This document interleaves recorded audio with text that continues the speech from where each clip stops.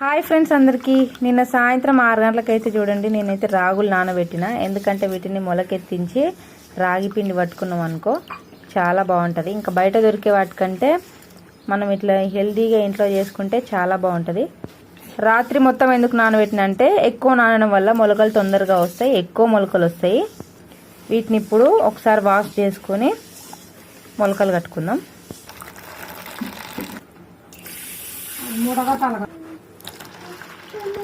మనకు రాగి పిండి బయట కూడా దొరుకుతుంది, కాకపోతే వాళ్ళు మొలకలు పట్టించి అంత ఫ్రెష్గా అయితే ఇయ్యరు. మనం ఇంట్లో తయారు చేసుకుంటే చాలా ఫ్రెష్గా ఉంటుంది, హెల్త్కి చాలా మంచిది కూడా. రాగుల్ని 2 రకాలుగా మొలకెత్తించవచ్చు. పాతకాలం పద్ధతి అయితే ఒక తడి బట్టలో వేసి అయితే రాగుల్ని వేసుకుంటారు గాలి పోకుండా.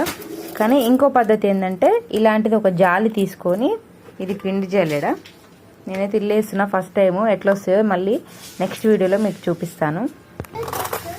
ఇట్లా వేసుకోవాలి. ఏమన్నా వాటర్ ఉంటే కిందికి పోతాయి. అమ్మని అడిగాను, క్లాత్లో కూడా కొన్ని పెట్టమ్మా, దీంట్లో కాకుండా దాంట్లో వస్తాయి కదా, రెండిట్లో వచ్చినా కూడా మంచిదే అని చెప్పేసి అన్నది. అయితే చూడండి ఒక బట్టలో అయితే చుట్టి ఇక్కడైతే గాలి పోకుండా అయితే పెట్టాలి. నెక్స్ట్ అయితే జల్లెల్లో వేసినవి కూడా దీని పైనంగా పెట్టేసి దీని మీద మూత అయితే పెట్టేస్తున్నా.